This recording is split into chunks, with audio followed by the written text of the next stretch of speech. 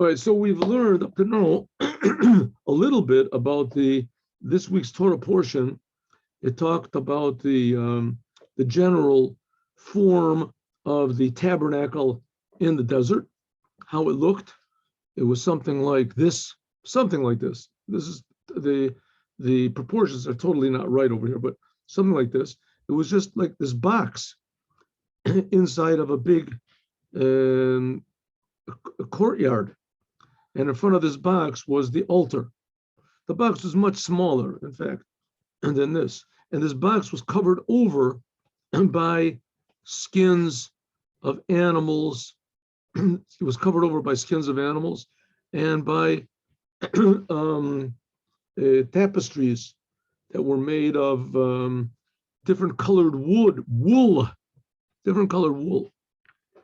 So we discussed in class, the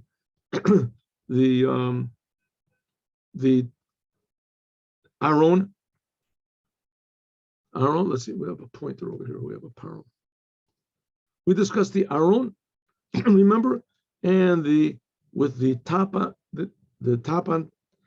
the covering, and from the covering came these two faces of like angels with wings, and which we explained what that is in the Hasidut class in the morning, and the poles that were in them, and that was in the Holy of Holies.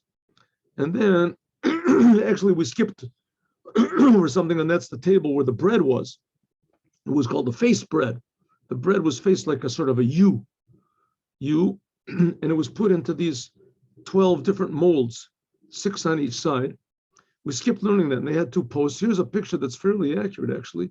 There's a picture over here of the, I saw it here, something like this. There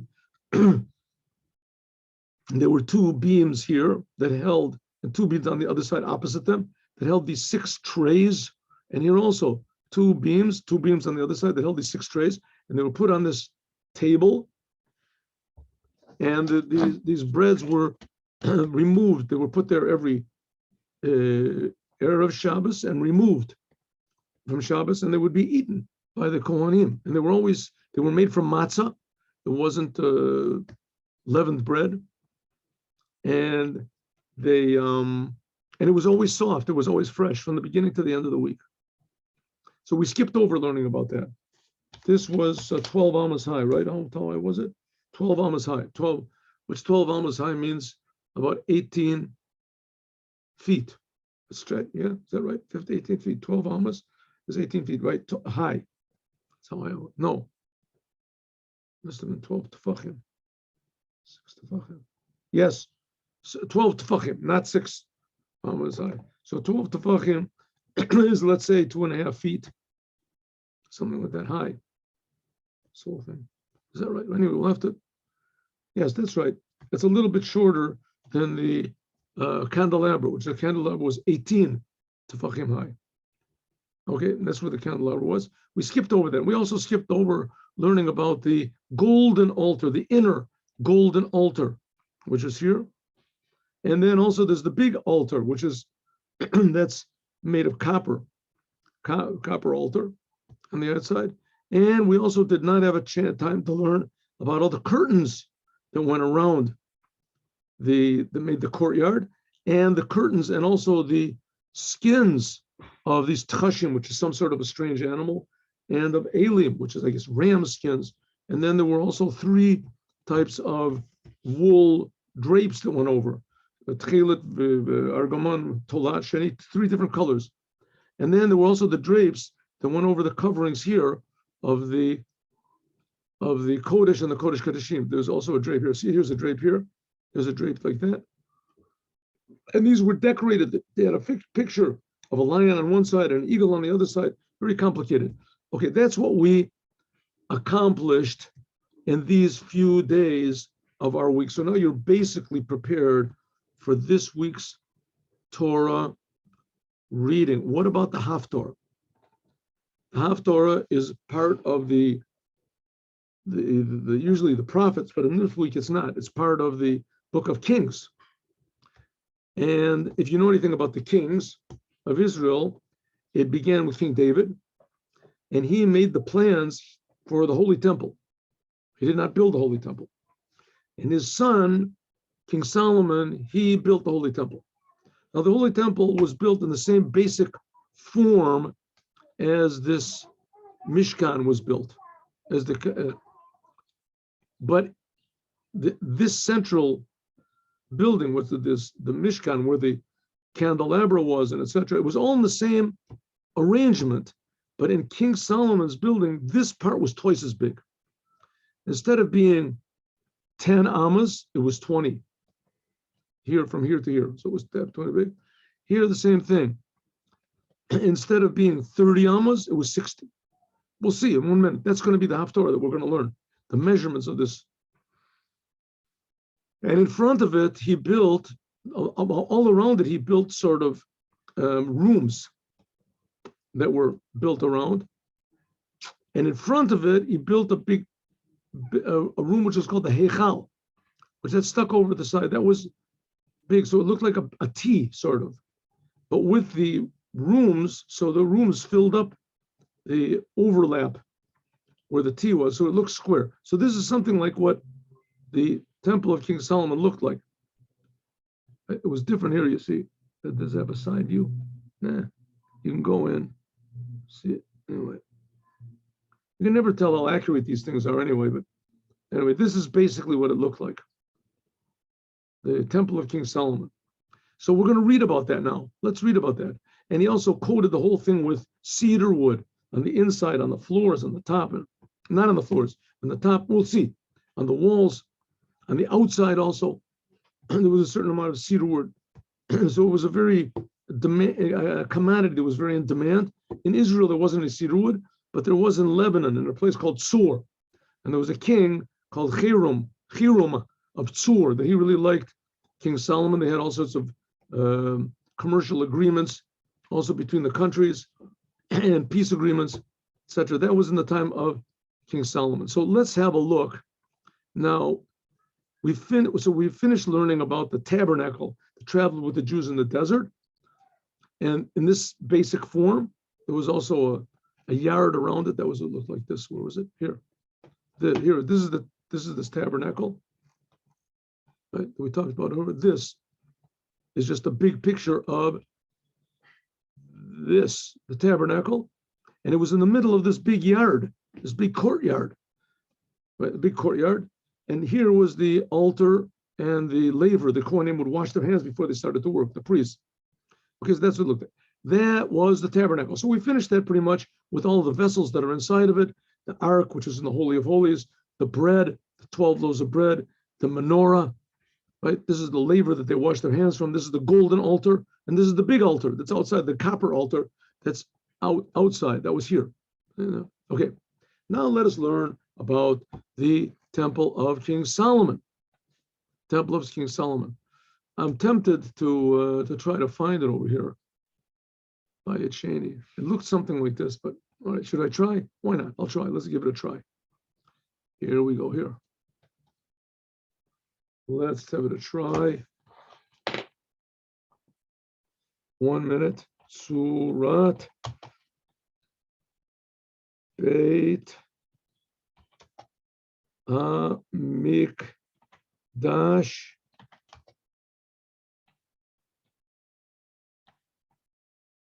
HaRishon. Will this work? Who knows? Let's try it. Ready? Oh, here it is. It worked. All right.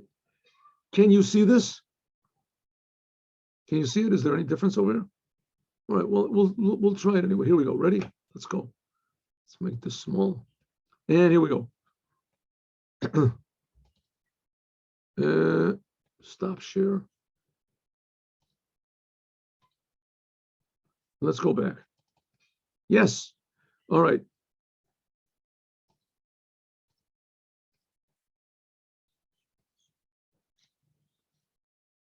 Yes. All right. Ready?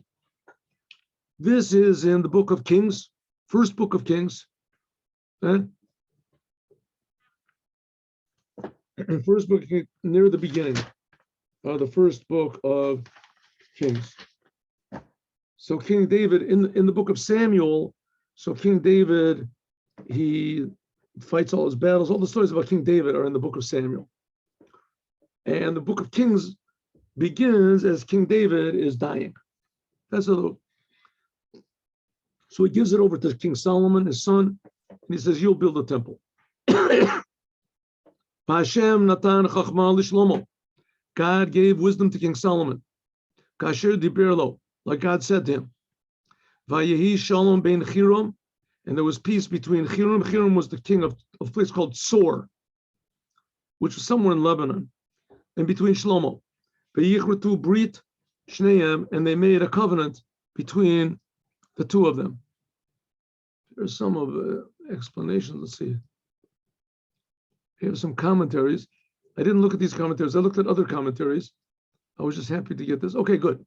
God gave wisdom to King Solomon. That's what we said. Next sentence.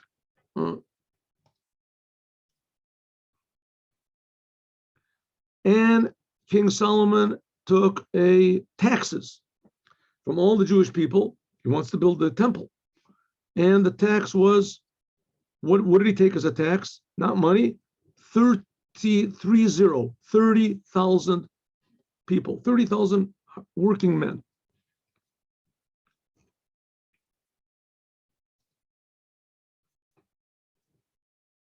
This is what we're going to be reading right after the reading of the Torah.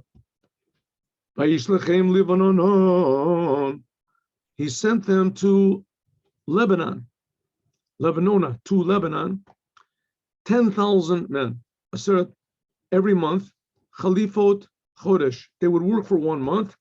Hayu b'Lebanon, Shneim Chodeshim, in 2 months they would be at home. In other words, they would rotate. There were 30,000 people, and every month 10,000 of them would work. Then they would come back home, and the next 10,000 would work. The next, so it ends up that everyone would be working for 1 month and resting for 2 months. They would go to what did they have to go to Lebanon for? We'll see. Adoniram. There was a person called Adoniram. He was the one that oversaw this whole business of taking. He was the one that was. He was the, how do you say, manager of all these 30,000 men.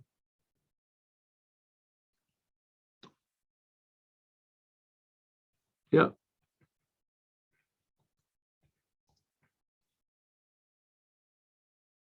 So they would work in and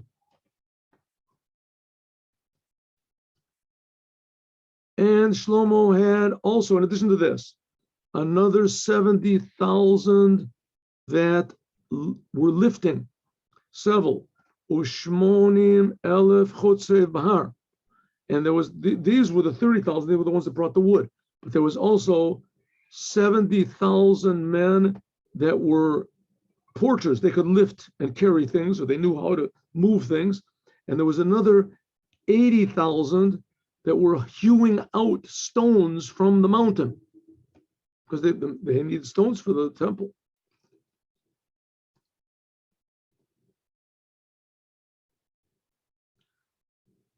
Levad misarei hanitzavim l'shlomo. These are except in addition to the overseers of King Solomon. They oversaw the work. There were 3,300 men, harodim ba'am, and they controlled the people that were doing the work. They were overseeing the work, and they would make sure that the work was done properly and the people were working hard, and etc.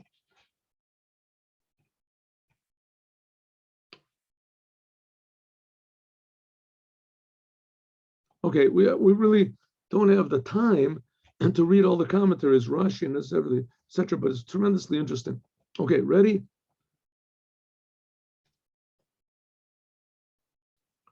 The king commanded that they would take big stones, avanim yakarot. There's 2 different opinions. Avanim yakarot means that they were very heavy, and another opinion says that they were very valuable because they were whole. They were whole. Anyway, this was going to be the foundation of the house. Avnei gazit, stones that were hewn out from the mountain. We're going to see that there was not allowed to be any hewing or metal touching metal, what is it, the carving of the stones in the house.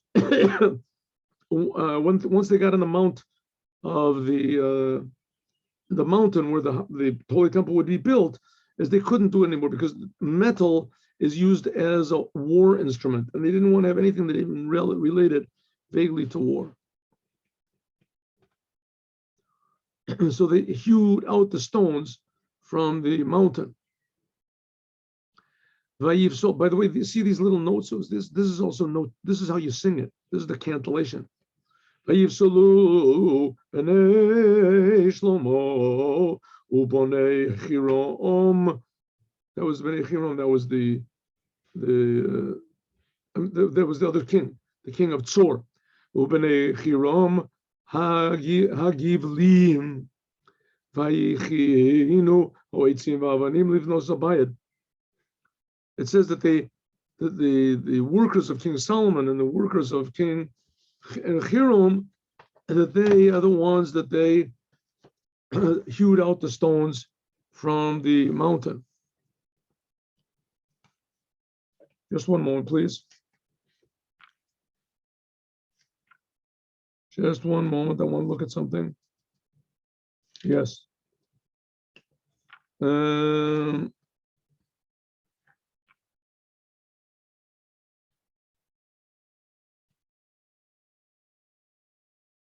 Yeah, who are these Gibalites? Who are these Gibalim? The Gibalim were people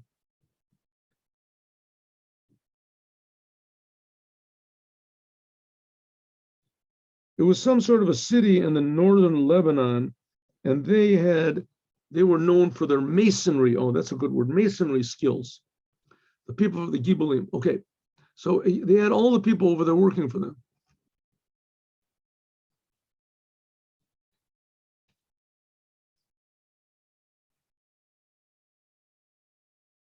I see you have to go to the next chapter, right?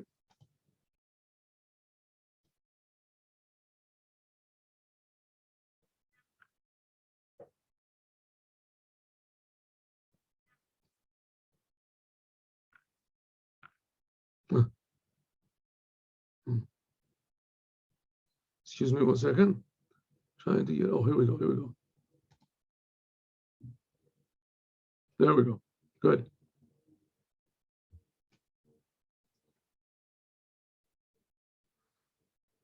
All right. Vayahi, and it was B'shmonim Shana, Ha'arba Meot Shana, L'tzeit B'nei Yisrael Me'eretz Yisrael. It was after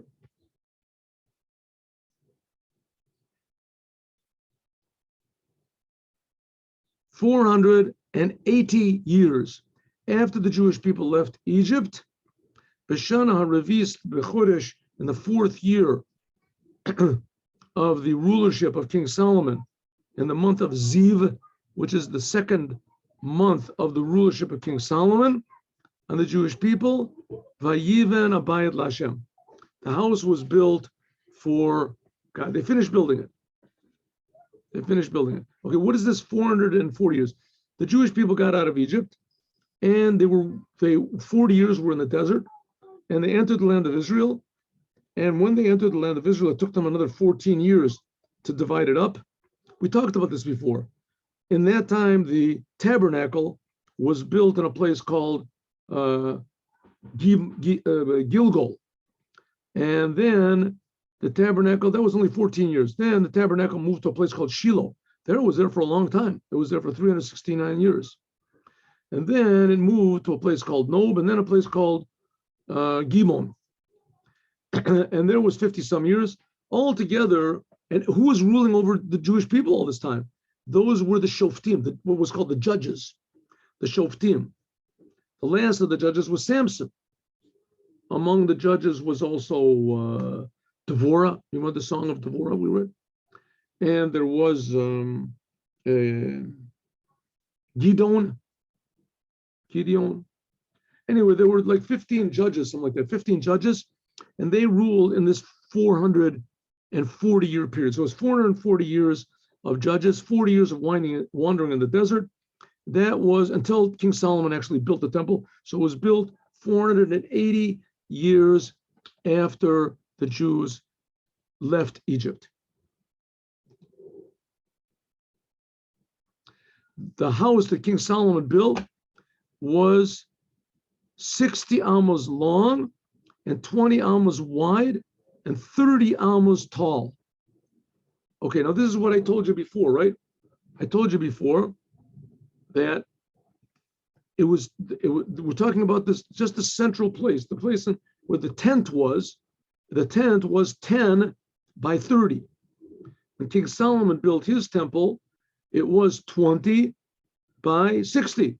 So that's what he says, twice the size. But then he also built in front of it also what was called an ulam. So let's see if we can get this picture over here of what it looked like a little bit. 1 minute. Share the screen. There we go. The King of Solomon. See, King Solomon's was something like this. The second temple was much bigger. Here. I don't know, the pictures are not so, a little bit shady. This is, here it is. See, something like this. Can we get, let's see, we'll get a picture here. Oh, here. Here is the temple. Here it is. There was there's this room here.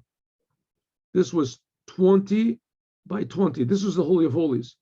In the tabernacle, it was 10 by 10. It was 20 by 20. This outer room in the tabernacle, it was 10 by 30. In King Solomon's, it was 20. Mistake.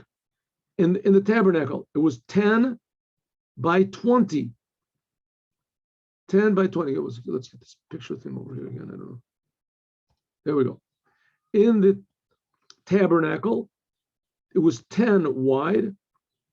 The Holy of Holies was 10 by 10. This part was 10 by 20.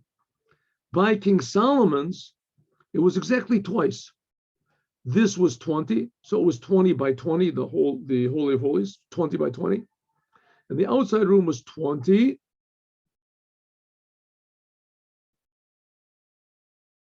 by 40.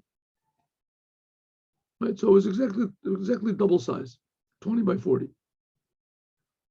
But then King Solomon, he built a lot of rooms around this, which we're going to see this in a moment. And also in front, he built a thing which was called the ulam.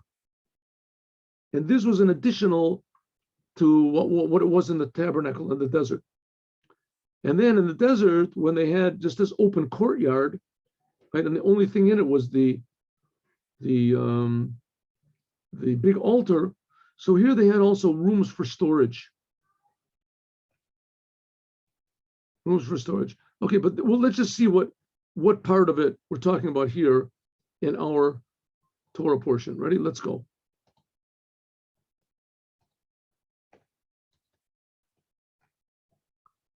So again, the house that King Solomon built, it was 60 amas long, right? The tabernacle was 30 amas long, 20 amas wide, and 30 amas high. Now here's a little bit of a difference, because in the desert, the tabernacle, the walls were these wooden poles that were 10 amas high. They were 10, and here they're 30 amas high. So it was 3 times as tall. Then there was this ulam that I told you about, which was on the face of the, right? This building that was like a T, this actual, an additional room. This was 20 amas long. This is on the width of the house. And it was, and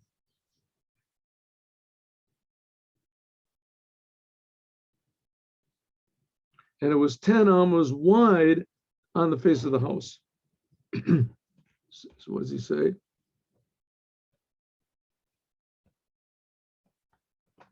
One minute.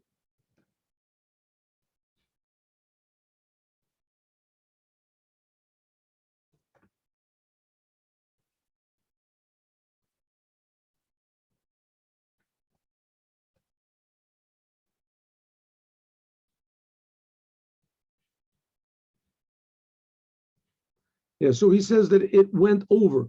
When he said that it was 20, it means that it was 20 amas over the other amount. So it was shaped like a T. Let's just see that picture again if we can. Like this. Here. Here. It extended over here 10 amas and extended over there 10 amas.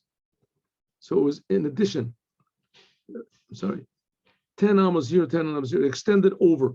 So it was longer than this. So it was, in other words, it would be 20 and then 20 over here and 20 more over there. So it would come out to be that it was 60 long altogether. That's how I understand what it said.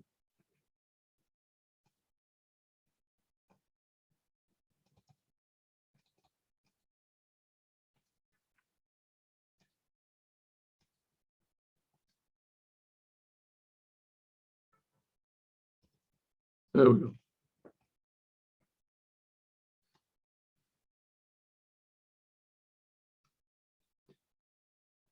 On the whole and the temple that King Solomon built, there were windows, and these windows were shkufim atumim. Shkufim atumim means that they were narrow on the inside and wide on the outside to show that light came out of the holy temple to the rest of the world.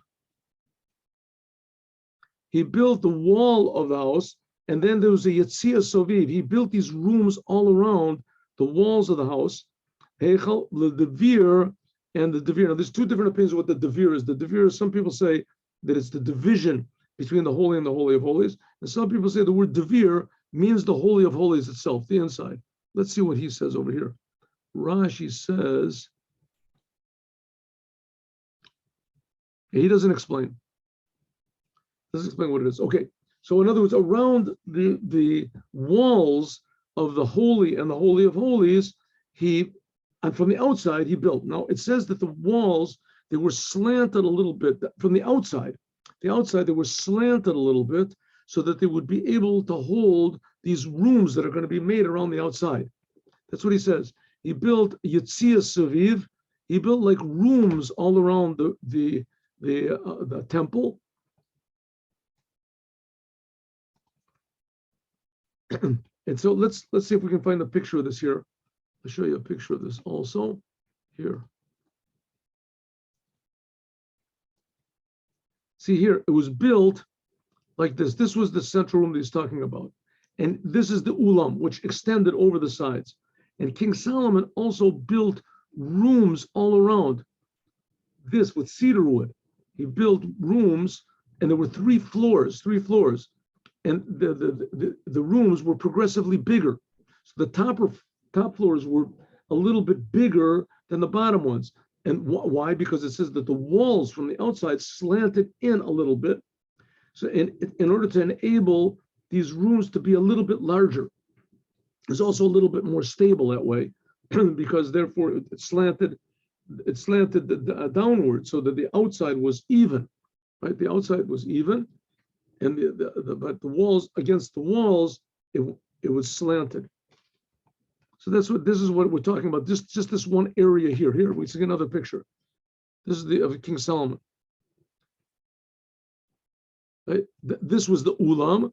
This was the holy, also called the tent of meeting. This is the Holy of Holies, and around it were built these what's called yitzios. They were built these rooms. And we'll see that there's going to be 3 floors.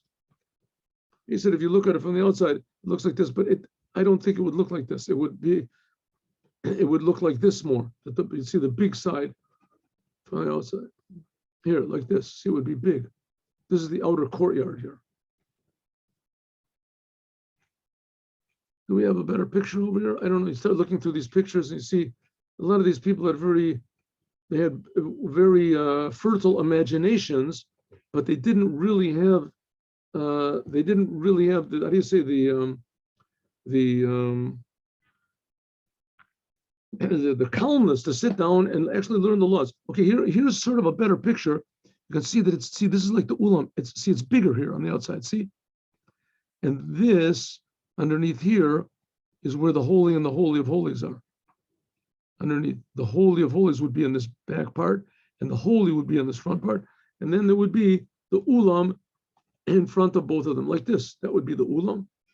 This would be the Holy, and this is the Holy of Holies. And then King Solomon built all these rooms around, so that it wasn't, from the outside, it took up much more space than it did from the inside. That's it.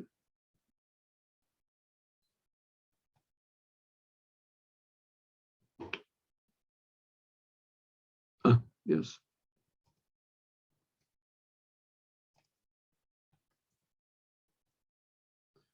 So it says on the wall, the outside wall, there was a Yetzirah. He coated it with a house around, and he made also like protrusions that came out from the outside, like I showed you in the picture. The lower one, it says, was 5. The lower row of rooms was 5 amas wide. The middle, second floor of these rooms was 6 amas.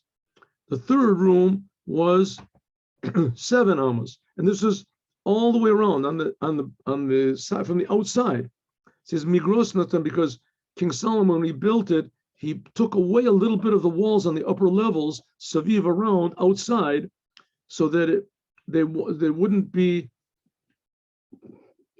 have to make any hooks or anything in the walls, actually the walls of the house of the Holy Temple. It would lean against these parts that went in, the rooms, right? The room would be built, like, let's say the Holy Temple was like that, so the rooms would lean against it this way. See, here's the Holy Temple would be something like this. You have a picture, like this. The walls would be a little bit slanted out like this, and the rooms would be straight. Trying to get the picture. But the rooms would be straight, like this. And then there would be one on top of the other, so that there would be a little bit bigger on the inside, because it's slanted in. And these rooms were used for storage and for the Kohanim also to change their garments.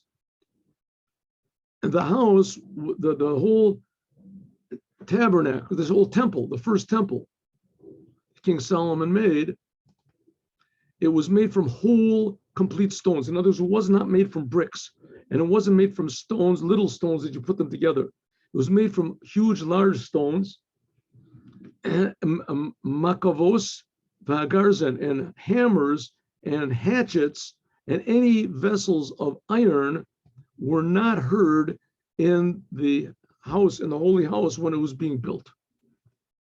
Like I explained to you. And then there was a opening for these rooms on the outside. It opened up from the south side, which the south side is, if you were coming into the Holy Temple, you came in from the east. The east was you were walking toward the west, and the south was on your left. That's where the south was, on your left. So there was an opening on the left side of the house, on the right side. The right side means if you're looking from the house outward, it's called the right side. And Baluli Malu, there were sort of like stairs. Anyway, you would go up from the lower floor to the middle floor, and from the middle floor to the third floor. But we're talking about the rooms that were around the outside that were built by King Solomon, around the outside of the temple.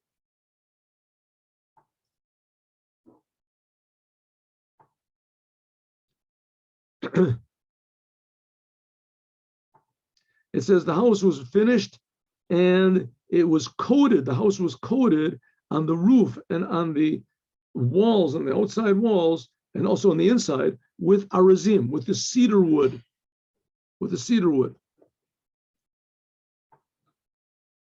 And he built these rooms, which are on the outside of the house. They were 5 amas. Each one of them was 5 amas high. And then he coated them all, covered them all with the cedar wood. Again, cedar wood. That's why he needed so much wood. And the word of God was to King Solomon, and God said, this house which you are building, if you walk in my statutes and my laws, and you keep all the commandments and go in them, then and you fulfill my words and with them, then I will fulfill my words, my promise with you that I spoke to you, that I spoke to King David, your father. V'shachanti, and I will dwell among the Jewish people, and I will never leave my people, Yisrael. This is unconditional. This doesn't have one thing to the two. There's two promises. First of all, if you do what I say, that's the previous one, then I will keep the promises that I made to King David, namely the first temple will stand forever. And even if you don't do what I say, that's the second one. Even if you don't do what I say, then nevertheless I will dwell among the Jewish people, and I will never leave my people, the Jewish people, ever.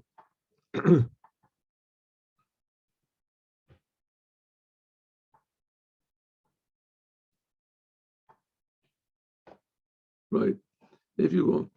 And that is the end of this week's Torah, Haftorah, the promise of God to King Solomon. He's never going to abandon the Jewish people. And if the Jewish people would not have sinned, the first temple would have been the last temple. That would have been it. But we know what happened. Okay, my friends, have a good day with Mashiach. Now, tomorrow morning at 8:15, we will learn a Sikha from the Rebbe, one of the Sikhas in Yiddish, because with God's help, we finished the Devar Malchut of this week, and we also finished the Torah Or. We thank God. Got a lot done talking about the temple and the two cherubs and the Jewish people facing God, and God faces the Jewish people, and we react to God. God reacts to us. Baruch Hashem, we covered a lot. Have a good day with Mashiach now, and hope to see you all tomorrow.